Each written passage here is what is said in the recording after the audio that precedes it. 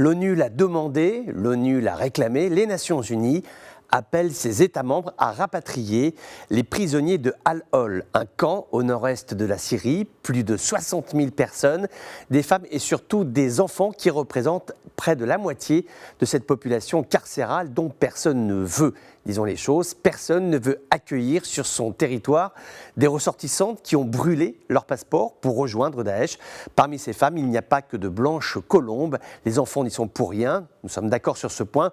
Mais faire revenir au bercail des individus avec un tel pédigré, personne ne s'empresse. Ceci est aussi compréhensible qu'inacceptable, d'abord pour les Kurdes qui ont la charge du camp et pour les observateurs de la scène radicale qui observent la radicalisation à l'intérieur même du camp.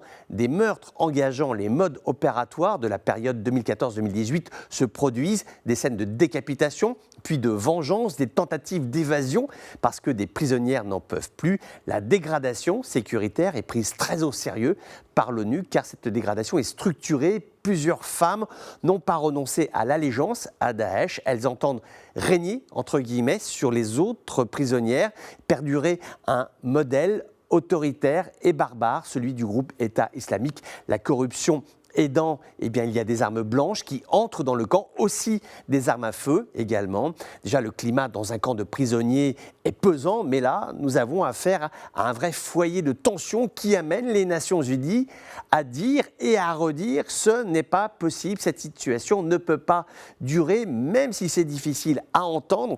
En cette période de Covid, de crise économique, il est bon, il est sain que les nations concernées par la crise syrienne rendent justice auprès des leurs, ne serait-ce pour rappeler les fondamentaux de l'État-nation et affirmer avec force que ceux qui s'en écartent sont punis. Et si on ne le fait pas, c'est de l'abandon. Pire, c'est se décharger d'un fardeau dont personne ne veut s'occuper. Les Kurdes ont d'autres priorités qu'assurer le back-office, comme disent les informaticiens de la guerre, qui opposent aujourd'hui encore le groupe État islamique et le monde libre. Le problème de fond, en fait, est le suivant. Comment accueillir ces femmes, souvent très radicalisées, alors que nous ne disposons pas d'une méthodologie fiable et sérieuse pour procéder à la déradicalisation? Il y a des pistes, il y a des programmes, il y a même des expériences réussies, mais rien ne fonctionne à 100%.